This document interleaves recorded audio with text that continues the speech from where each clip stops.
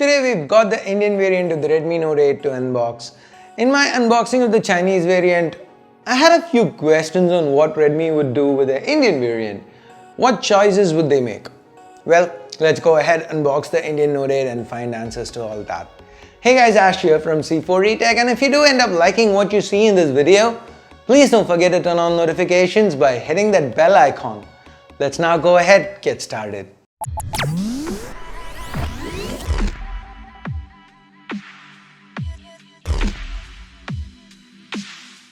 So this is my Indian Redmi Note 8 unit.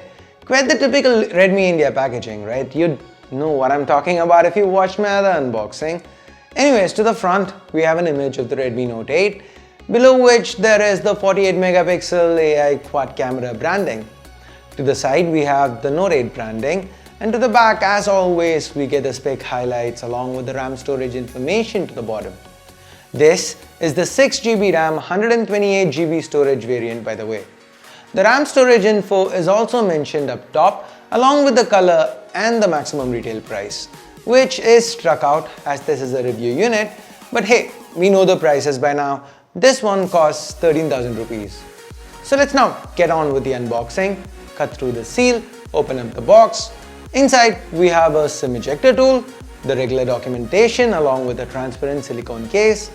That huge camera cutout, that's for the quad camera array. We will get to it in a bit, but let's now set the case aside for the time being and get to the Redmi Note 8 itself. This here is the Neptune blue color option. Let's quickly remove the stickers. Here it is. We get this inverse S pattern showing up when the light hits it from certain angles. Personally, I kinda prefer the moonlight white more.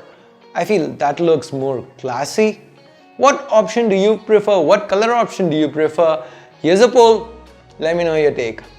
Now, let's turn the phone around, remove the protective film, boot it up, and move on to the rest of the box contents. We then have an 18-watt quick charger in the box along with a USB Type-C cable. Guys, I'm relieved to see this 18-watt charger in the box. This is one of the questions I had with the Chinese variant. Since in China, Redmi sells this phone with an 18-watt charger in the box, but on the global website, they only mention a 10-watt charger included with the box, though there is support for 18-watt quick charge. Now, I was a little worried about what Redmi was gonna do in India. Last year, they did downgrade the Note 7's cameras after all for India. Thankfully, not this year. This year, Redmi's kept things kinda on par between India and China, and it's not just with the charger. The RAM storage, globally Redmi sells a base of 332 and then there is 464 and 4128. In China, Redmi sells 464 as a base, 664 and 6128 as other options. In India, we get the Chinese setup, we also get 464 as the base and the 6128. We don't get China's middle 664 variant, but that brings us to the next most important point of note. The price. India gets better than China pricing. Yes, you heard me right. Usually the Indian prices are higher than China, but not this time. The base variant, the 464, it comes in at 999 yuan in China. That's about 10,000 rupees if you convert it. Technically, it's 30 or so rupees cheaper in India. Like, who cares? India doesn't get the middle variant, the 664, that's 1199 in China, about 12,000 rupees. But the top variant, the 6128, that's 1399 yuan in China, that converts to about 14,000 rupees, but it's sold for 13,000 rupees in India, a whole 1,000 rupees cheaper, and that is pretty good. It's usually rare to see a product be cheaper outside of its home market, so this is definitely quite interesting. Another change with the Indian variant is that just like with the Redmi Note 8 Pro, this one now has Widevine L1 certification too. So streaming HD videos from the likes of Amazon Prime or Netflix should be possible. And since Google services are preloaded, Google Lens is integrated into the camera app as expected. Barring these, there's not much more to the Indian variant of the Note 8. No fancy Alexa integration or hardware detection with the screen off or a dedicated micro SD like with the Note 8 Pro. I mean, we already had dedicated micro SD with the Chinese Note 8 itself, so it's not something unique to India, that's what I mean. So anyway, since we are here, let me just give you a quick walkthrough, a highlights package of the Redmi Note 8. Since we talked about streaming videos, let's actually begin with the display. This here, it is a 6.3-inch IPS LCD panel, just like we saw with the Redmi Note 7. The resolution remains at Full HD+, so it's sharp, everything appears crisp. The panel is of good quality and it gets bright. The notch happens to be shaped differently though. Now, despite the similar size display, Redmi's managed to make the overall footprint a little smaller. The Note 8 is a teeny bit shorter, it's about as wide, a little thicker, but weighs about the same. Technically, it is 4 grams heavier. Now, all this is just on paper. In reality, in hand, the Note 8 feels just like the Note 7. It feels no different, and usually that is not a good thing. A phone not improving compared to the last one. But not here. Since the Note 7 was so far ahead of the competition, the Note 8 feeling just like the Note 7 with its glass sandwich design, it's actually a good thing. It feels very premium for the price. With that Gorilla Glass 5 front and back, they've not compromised on the protection either. The Neptune Blue looks quite good, though, like I said in the unboxing part, personally, I'd prefer the Moonlight White. The nice mix of colors on it was very well done. Purple at the bottom, blue above it, and it faded quite subtly into the white up top. Now, the Note series was never meant for single-handed use, and the Note 8 does nothing to change that perception, nor is it meant to. You could get away with using it single-handed from time to time, but for the most part, you'd be more comfortable using it with both hands. Sundries here include an IR blaster up top to quickly double as an air conditioner or TV remote if needed, a fingerprint scanner to the back, the positioning of which is, in my humble opinion, even better than what you'd get with the Note 8 Pro. More ergonomically placed, I'd say. Super accurate and rapid fast. Talking about rapid fast, face unlock is also present, coupled with lift to wake. You are rarely gonna need to make use of that fingerprint scanner. FM radio is present and accounted for. The SIM tray has this rubber grommet.